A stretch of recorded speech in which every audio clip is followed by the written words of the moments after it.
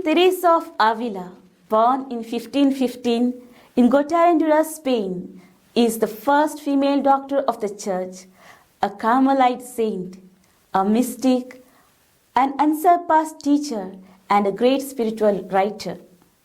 I am glad to share with you 5 lessons from her life and spirituality. The first is her huge hunger for heaven. Saint Teresa's deep prayer life is a great hagiography that testifies to the childlike love she had for God, for heaven, and for eternity.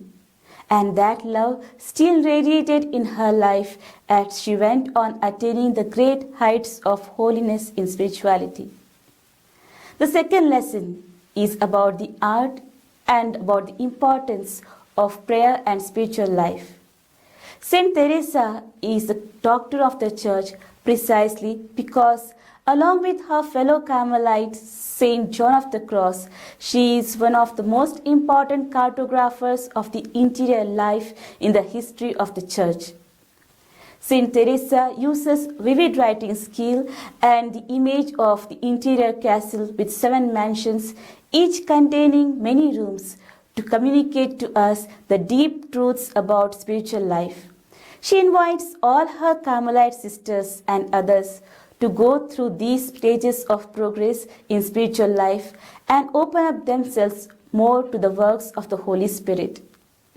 The third lesson we learn from her is about the continual conversion. Teresa joined Carmelite monastery at the age of 20, and she found that the convent was in spiritual malice. She herself succumbed to this lukewarmness of life. But at 39, God Himself intervened in her life and reawakened in her the zeal and love for God. And then she went on to soar the heights of spirituality. The fourth lesson proceeds from this continual conversion towards ecclesial conversion. Teresa herself understood and witnessed how much loss can happen to the people who themselves profess total dedication to the Church. Yes, she found, starting from her own Carmelite order, all the institutions of the Church are in need of profound renewal.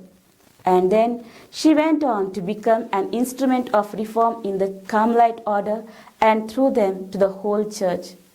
Thus, the Church is always in need of the holy reformers and reformation to bring back to us what Jesus has called the one thing that is necessary and the better part chosen by Mary. Lastly, the 5th lesson we learn from her is her devotion to Saint Joseph. Saint Teresa tells us how much important it is to take refuge of Saint Joseph. She spreads to us this contagious love to Saint Joseph. She calls that anyone who is taking refuge to this glorious patriarch of the Church would never fail in obtaining the graces we are in need of. She says, if we wish to progress in spiritual life, we must take refuge to him. And she also challenges us that anyone who does not believe on her words should themselves go and put to test this support and refuge in Saint Joseph, and will find in their own life how much of goodness we can gain through his intercession. So therefore, as we wish to progress on this path of virtues, let us take refuge of Saint Joseph.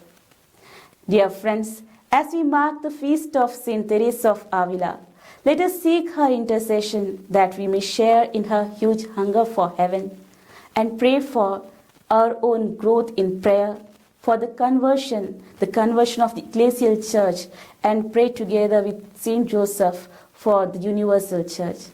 Therefore, let us be ambassadors of God and resemble him in this earth. For Saint Teresa says, Christ has no body now but yours, no hands, no feet. Yours are the eyes through which he looks compassion on the world. Yours are the feet through which he walks to do good. Yours are the hands with which he blesses the whole world.